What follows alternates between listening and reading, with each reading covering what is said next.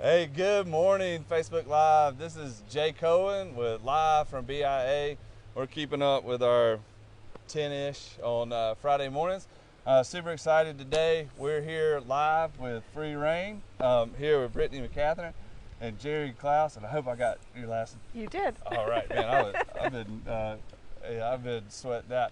But we're out here today at Rockbrook Camp for Girls, and we're here to talk about Free Rein and the great programming that y'all do and offer our community. The BIA live show, we get to highlight community events, just great things of our wonderful community, and you guys certainly feel a need and offer great programming. And Brittany, why don't you tell us a little bit about it? Cool. So we're here. I don't know if you guys can see. We're here with our herd members here at the pasture. So we want to welcome you guys. We are fixing to kick off our spring 2022 session with 92 participants, and we have 10 herd members that work with us as equine partners and instructors in our lessons. And we have about 115 volunteers that are going to be utilized in our spring session. Our session dates this spring are February 21st through April 1st, and then we'll kind of break for a week and let our instructors get their notes and everything started, and then we'll start back up at a mini session of 4 weeks, and that will serve participants with that are on our waiting list or special programs such as Skyterra, any of those programs that we will be serving in our 4-week program. And that again will start April 11th, and our session deadline or sign up deadline for that is on March 4th, so coming up soon. So if you guys are interested in becoming a part of our program, you're more than welcome to do that. And we will run through May 7th before camp starts. So in our traditional program, we are a PATH accredited center, and if you guys don't know what that is, it is a PATH is a professional association of therapeutic horsemanship, and we have been a part of this program since 2001. So we've been in the community for over 20 years. 20, that's impressive. It is. Yeah. So we have been, we've started with just one student, one horse, and now we are now serving up to 92 individuals, which is. And then, do you guys own these horses, or So that's a great question. So no, we don't own any of our horses.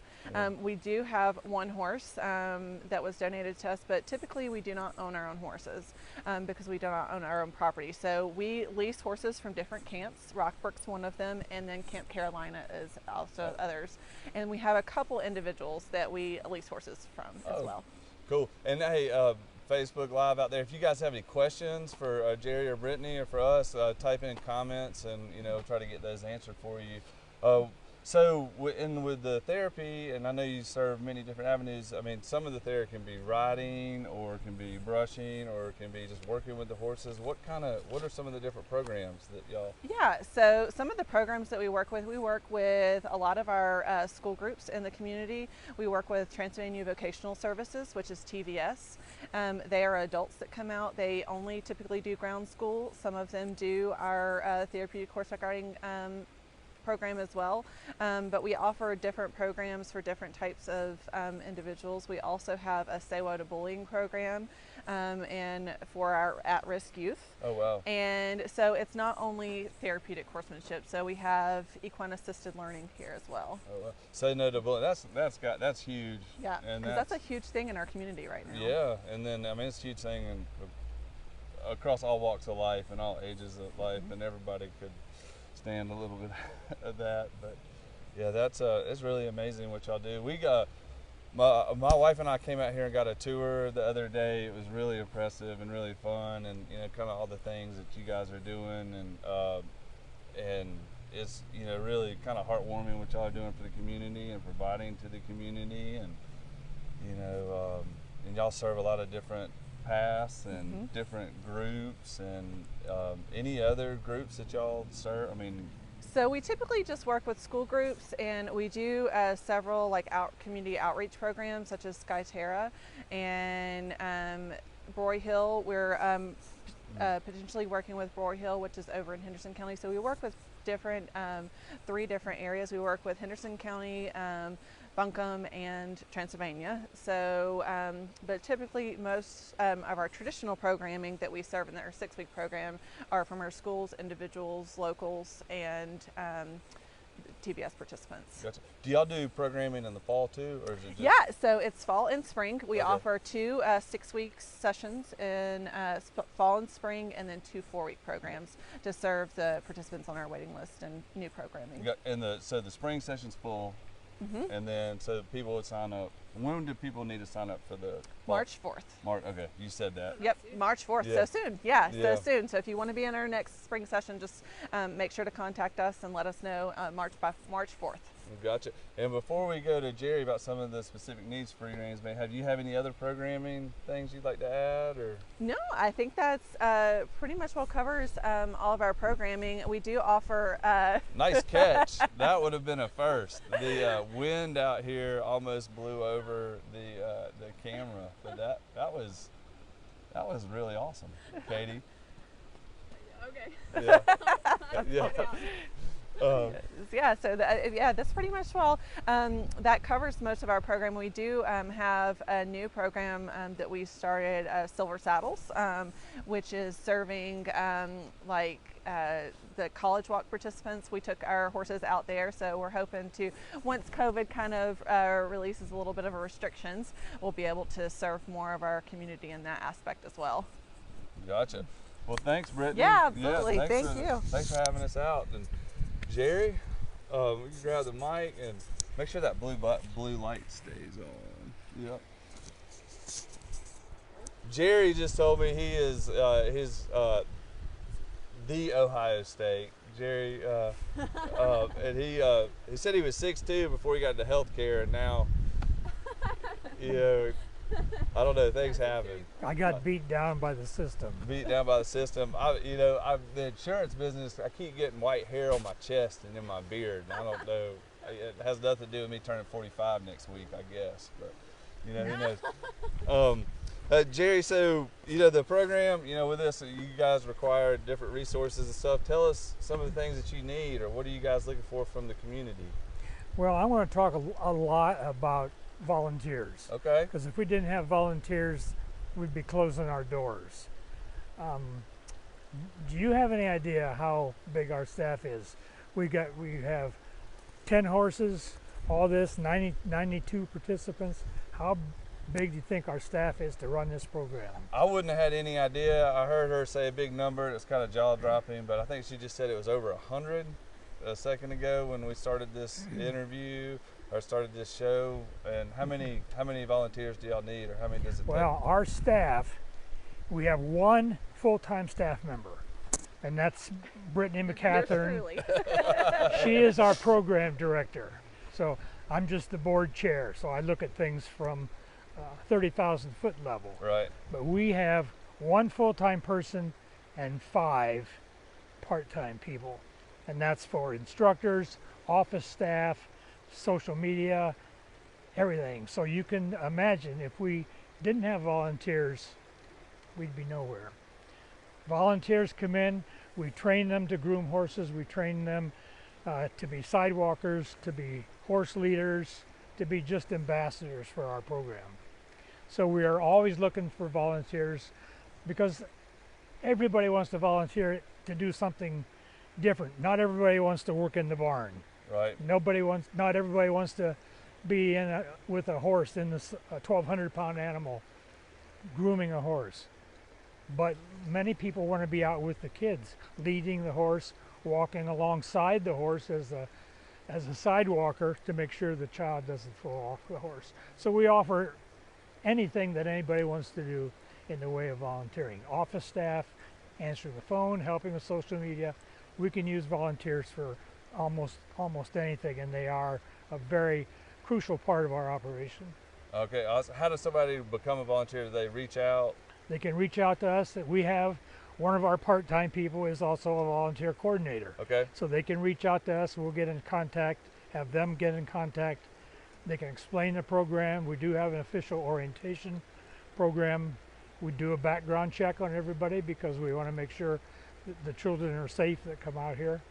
So it's all part of the program, but the first step is to reach out to us and let us know what you want to do. Yeah, and I imagine Brittany said too, with COVID, you know, maybe facing some people not getting out or afraid to get out or something like that. You maybe need some more people or need some fresh faces or both.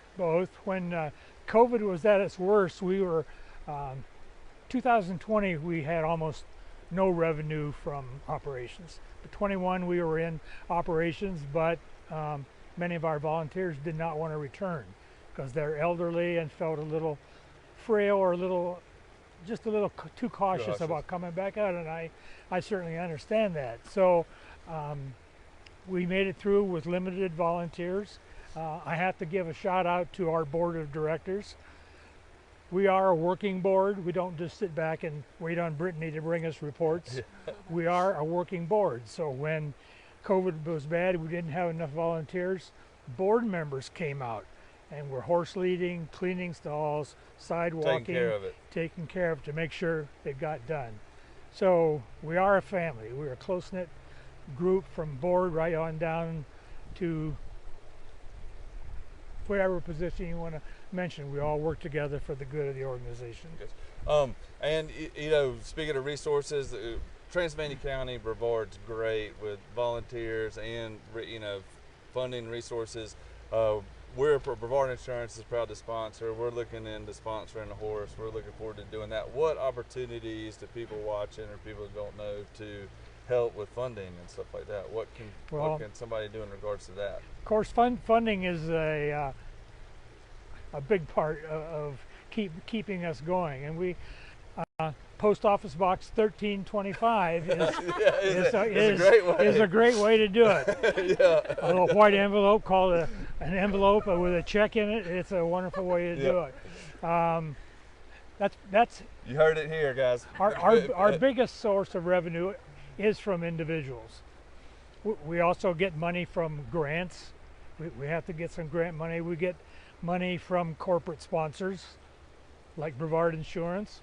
We have 30 some of those type of donors. So there's multiple ways to donate. PayPal is another way that we get a lot of revenue. But most of our money comes in through individuals in those little white pieces of paper called envelopes.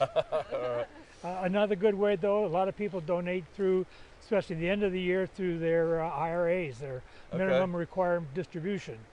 So stock distribution, giving us some stock is another way that we get.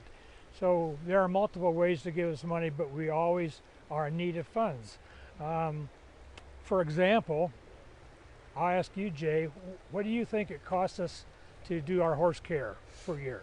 That would include a farrier, that would include a vet, feed, grain, hay, tack. What would be your guess? I have no idea. I would be afraid to know. I wouldn't want to guess.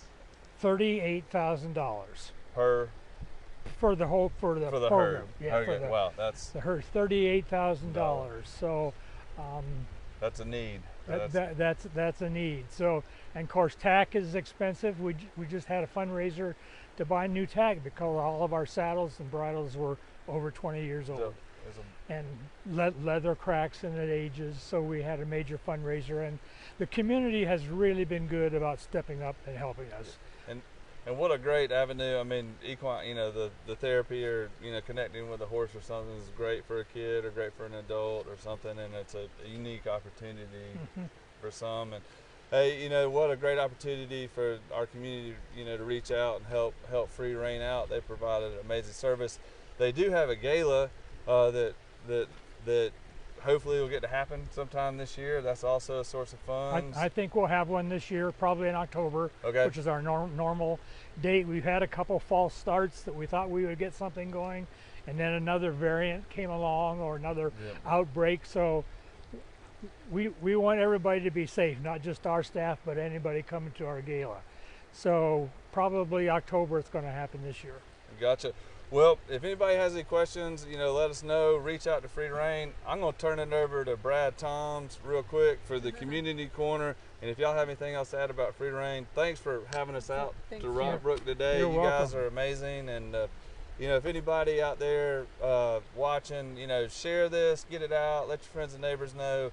Reach out to these guys, help out a wonderful community outreach program. And thanks for having us. We love to talk about Free Rein. Thanks, Brad. Thanks, Jay. Thanks, Brittany. Thanks, Jerry. Guys, thanks for joining us today. Got a couple community corner updates. If you're in Brevard this week, check out the Raw Bar pop-up at 185 King Street. That's going to be on Saturday.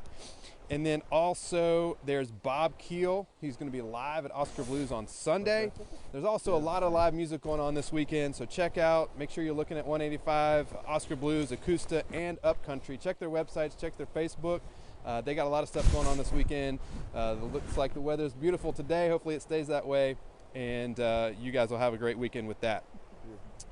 Sycamore Cycles still has their Winter Bike League going on, so check their Facebook page and get up with those guys over at Sycamore Cycles if you're interested in that. If you're in Sapphire or around the Sapphire area this weekend, it's a huge event in Sapphire. The Outhouse races are going on tomorrow, 3 p.m. at the Sapphire Valley ski area, and I hear those things can really move. If you didn't know, I think they're going to have a theme song, and I think the theme song is For Whom the Bell's Toll. But that's all I've heard. That's a rumor that I've heard. All right. If you're in Mills River, a lot of live music at Mills River Brewing and Bold Rock. Check their Facebook, check their Instagram, check their website. And if you have something that you want us to mention, let us know. If you have a gala coming up in October, we'd love to put that on our live show or something in the community to get on here and share with you guys. Keep following us on Facebook. Keep following us on Instagram. Check out our YouTube channel. You should really check out. Rachel's got a new video up for short-term rentals, VRBOs, and things like that. So that's real popular in our area. Make sure you're checking those videos out and keeping up with us. Like us and share with your friends. And we want to thank Free Rein for letting us come out today. The horses kind of stayed away. They're out enjoying the pasture after a night of storms. So. Thank you guys for joining us. Thank you for letting us be out here, and we will see you next week. That was good. Tell everybody to share it. Get on your board, folks, to share it. And she'll send it, everything, and Y'all